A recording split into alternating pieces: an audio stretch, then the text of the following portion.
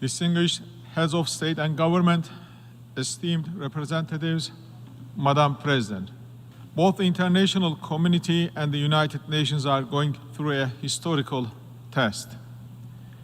Our ability to produce solutions to crises and conflicts is declining, while the injustices in the income distribution are deepening.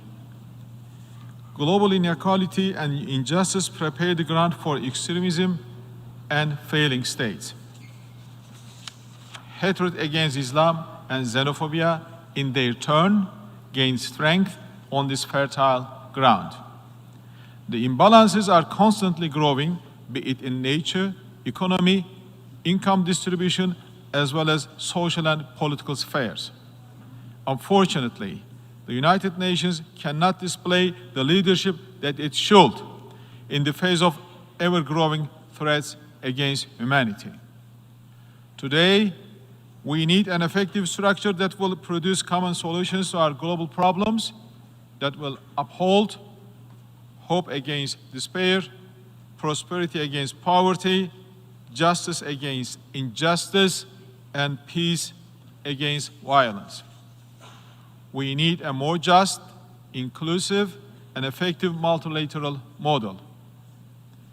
A comprehensive reform is needed in the United Nations, especially in the Security Council. In fact, the world is bigger than 5. We need to democratize the decision-making procedure at the UN. The resolutions that are adopted with an overwhelming majority at the General Assembly cannot be implemented because of the Security Council. International peace and security cannot be left to the will of a privileged clique consisting of a limited number of countries. We also need efficient tools and mechanisms to promote dialogue in the face of increasing polarization. In addition, the reform of the international financial architecture is also a must. This is the only way to achieve the sustainable development goals.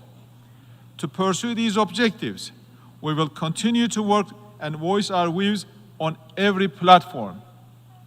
Dear colleagues, at the same time, we are looking for ways to adopt new technologies, especially digitalization and artificial intelligence.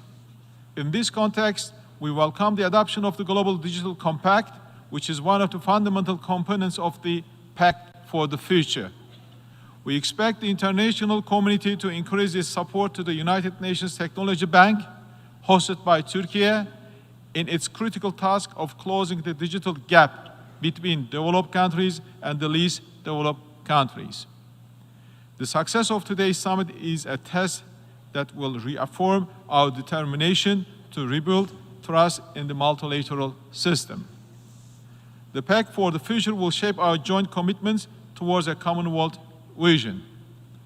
I would like to take this opportunity to thank all the stakeholders who have contributed to the process. Thank you.